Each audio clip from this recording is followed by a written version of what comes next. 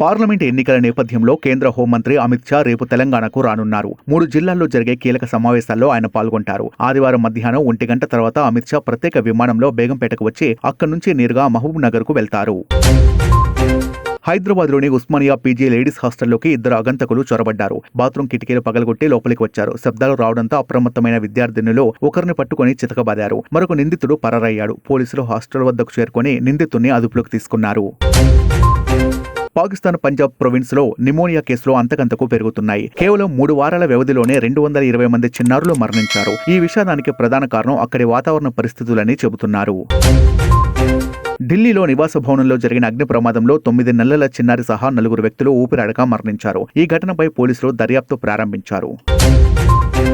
తెలంగాణలో ration card eKYC update ప్రక్రియ గడువు దగ్గర పడుతుంది. జనవరి 31వ తేదీతో ముగియనుంది. త్వరలో కొత్త కార్డులు మంజూరు చేసే అవకాశం ఉన్న నేపథ్యంలో ఈకేవైసీ ప్రక్రియ కూడా కీలకంగా మారింది. పంజాగుట్ట పోలీస్ స్టేషన్ పరిధిలో ఒక వ్యక్తి మద్యం మత్తులో కారు నడుపుతూ బీభత్సం సృష్టించాడు. అడ్డు వచ్చిన వారిని ఢీకొడుతూ హంగామా చేశాడు. స్థానికులు కారును అడ్డుకుని మద్యం సేవించి కారు నడుపుతున్న వ్యక్తిని చితకబాదారు. మెగాస్టార్ చిరంజీవి కీర్తి కిరీటంలో మరో అవార్డు వచ్చి చేరింది. కేంద్ర ప్రభుత్వం మెగాస్టార్ ను 2024 గాను పద్మ విభూషణ్ అవార్డుతో సత్కరించింది. తెలుగులో అక్కినేని నాగేశ్వరరావు, ఎస్పీ బాలసుబ్రహ్మణ్యం తర్వాత ఈ అవార్డు అందుకున్న సినీ ప్రముఖుడు చిరు కావడం విశేషం. సందీప్ రెడ్డి వంగ తెరకెక్కించిన లేటెస్ట్ మూవీ యానిమల్ ఓటీటీలోకి వచ్చేసింది. యానిమల్ మూవీ ఓటీటీ హక్కులను ప్రముఖ సంస్థ నెట్ఫ్లిక్స్ సొంతం చేసుకుంది.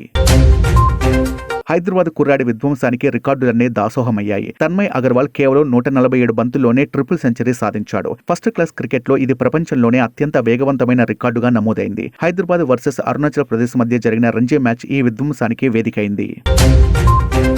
బంగారం ధర స్వల్పంగా పెరిగింది. 10 గ్రాముల బంగారంపై 100 పెరిగింది. దీంతో ఇవాళ ఉదయం నమోదైన వివరాల ప్రకారం 22 క్యారెట్ల 10 గ్రాముల బంగారం ధర 57,800 కాగా 10 గ్రాముల 24 క్యారెట్ల బంగారం 63,050 కొనసాగుతుంది. కాగా కిలో వెండిపై 500 పెరిగి 78,000కు చేరింది.